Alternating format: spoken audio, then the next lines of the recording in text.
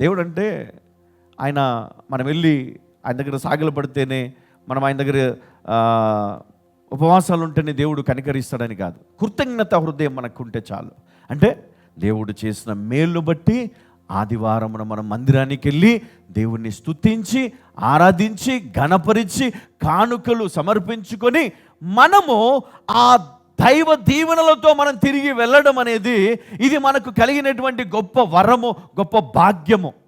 కానీ అందులోనే తప్పులు, అందులోనే అనేక రకాల శోధనలు సృష్టిస్తూ వస్తూ ఉంటాడు సాతానుడు. కాబట్టి నిజ క్రైస్తవుడు, మరి మంచి విశ్వాసి ఎప్పుడు కూడా పట్టించుకోవడం అన్నీ కూడా, మంచి విశ్వాసం ఎప్పుడు కూడా ఒకటే, తండ్రి చిత్తాన్ని ఆయన జరిగించడమే. యేసుక్రీస్తు ఆయన చిత్తాన్ని జరిగించాడు. కష్టాలు వచ్చాయి, బాధలు వచ్చాయి, మరణం ముందు కనబడుతుంది, ఆయన అయ్యా నీ చిత్తం జరగాలంతే, నీ చిత్తమే సిద్ధించునుగాక అన్నాడు. కాబట్టి ప్రతి ఒక్క క్రైస్తవుడు నేర్చుకోవాల్సిన విషయం ఏంటంటే, నిన్ను స్వస్థపరిచిన దేవుణ్ణి మర్చిపోవద్దు, నిన్ను ఆశీర్వదించిన దేవుడిని మర్చిపోవద్దు, నిన్ను తప్పించిన దేవుడు, మరణం నుంచి, రోగము నుండి, కరోనా నుండి అనేక సమస్యలను తప్పించాడు దేవుడు. నువ్వు చదువుకోవడానికి, నువ్వు ఈరోజు బ్రతికుండడానికి కారణమైనటువంటి దేవుని మర్చిపోవద్దు. ఈరోజు మనకు కండలు వచ్చినాయి అనుకోండి, దేవుణ్ణి మర్చిపోతామా అమ్మా? మర్చిపోతామా? కండలంటే ఇప్పుడు జిమ్కి వెళ్ళి ఎక్సర్సైజ్ చేసి బాగా కొంచెం బాడీ పెంచేస్తే మనకి ఏమొస్తుంది? కొంచెం గర్వం వస్తుంది. బాగా చదువుకుంటే ఏమొస్తుంది? కొంచెం గర్వం వస్తుంది. బాగా డబ్బులు సంపాదిస్తే ఏమొస్తుంది? కొంచెం గర్వం వస్తుంది కదా. అందరికంటే కొంచెం అందంగా ఉంటే ఏమొస్తుంది? గర్వం వస్తుంది. అందరికంటే జ్ఞానం ఎక్కువ ఉంటే ఏమొస్తుంది? గర్వం వస్తుంది. కానీ మన దేవుడు ఏం చెప్పాడు తెలుసా? తన్ను తాను తగ్గించుకున్నవాడే ధన్యుడు, హెచ్చించబడతాడంట. అంటే ఇక్కడ ఏంటి? నీ దేవుడిని హెచ్చించాలా కదా. ఐఎమ్ గ్రేట్ అంటే కాదు, మరుస్తుందా? యేసుక్రీస్తు నేను నా ప్రజలందరి కొరకు నేను ప్రాణం పెడుతున్నా కాబట్టి నేనే గ్రేట్ అని అనలే. నా పైన ఉన్న బాస్ ఎవరు? నా తండ్రి. ఆయన చిత్తాన్ని నేను జరిగించాలా. పిల్లలు కూడా తల్లిదండ్రుల మాట వినాలా. ఒక ఆర్డర్ దేవుడు పెట్టాడు మనకి కదా. హల్లెలూయా, దేవునికి మహిమ కలుగును గాక. అందుకే నేను ఏమన్నాడు? ఖచ్చితంగా ఆయనకు చెందాల్సినటువంటి ఆ ఘనత ఆయనకి చెందాల. ఏలైనగా వేరొక దేవునికి నమస్కారము చెయ్యవద్దు, ఇది ఖచ్చితంగా చెప్పాడు. ఆయనకి ఇవ్వవలసినటువంటి ఘనత, ఆయనకి ఇవ్వవలసినటువంటి మర్యాద, ఆయనకి ఇవ్వవలసినటువంటి ఆ యొక్క పవిత్రమైనటువంటి సమయాన్ని నువ్వు దేవుని మందిరములో నిర్లక్ష్యము చేస్తే అది నీకు ఎప్పుడైనా అది నీకు శాపంగా మారవచ్చు, అది నీకు భయంకరమైన కీడును తీసుకొని రావచ్చు. అందుకే నేను అంటాను, మందిరంలో అడుగుపెట్టినప్పటి నుంచి మనం ఇంటికి వెళ్ళేంత వరకు మనము దేవుని స్తుతించడం అనే ఒక ఆలోచనతో, ఆరాధించడం అనే ఆలోచనతో ప్రార్థించాలి. అక్కడ నేను వెళ్ళినప్పటి నుంచి నా ప్రవర్తన నేను సరి చేసుకోవాలి. వేరే ఏం ఆలోచించకూడదు, నేను వేరే ఏమి ఆలోచన నాకు రావద్దు. ఇది మూవీ కాదు కదా.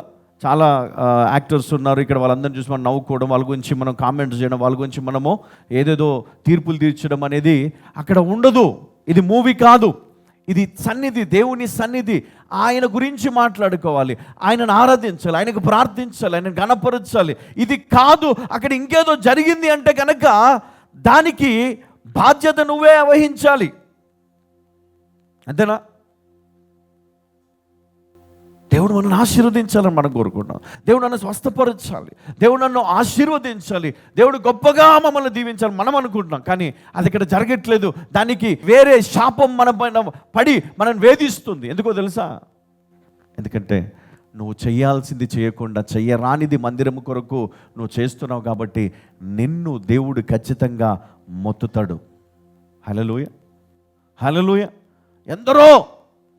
ఎందరో ఈరోజు మరి చనిపోయినట్లుగా కాలు చేయి పడిపోయి పక్షవాతంతో బాధపడుతున్నారు. ఈరోజు నాకు తెలిసి చాలామంది ఉన్నారు.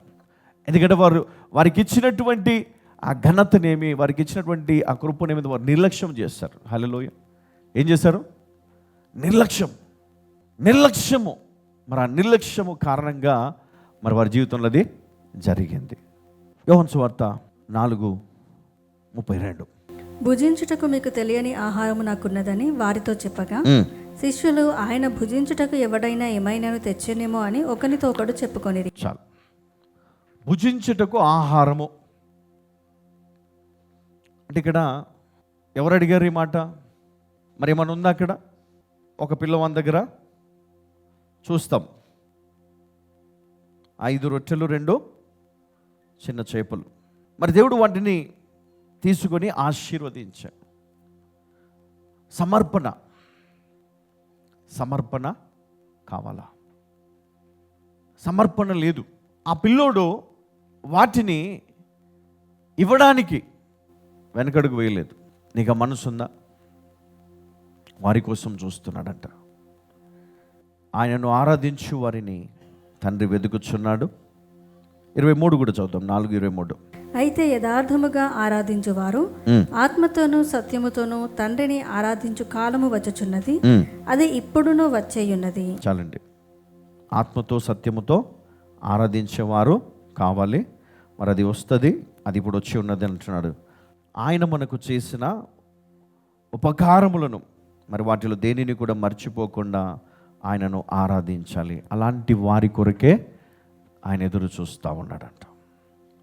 అంటే దేవుడు చేసిన ప్రతి దాన్ని మనము జ్ఞాపకము చేసుకోవడమే కాదు, దానికి తగినట్లుగా మనము కృతజ్ఞత చెల్లిస్తూ మరి ఆయనను ఆత్మతో సత్యముతో ఆరాధించాలి కదా. మనం వస్తాం, కూర్చుంటాం, మనము వెళ్ళిపోతాం. కానీ మనం వచ్చిన ఆ యొక్క దినము మనం ఆరాధించామా, మనం స్తుతించామా, మనం ప్రార్థించామా, మనం ఎలా మళ్ళీ తిరిగి వెళ్తున్నాం అనేది మనం ఆలోచన చేయాలి. హల్లెలూయా.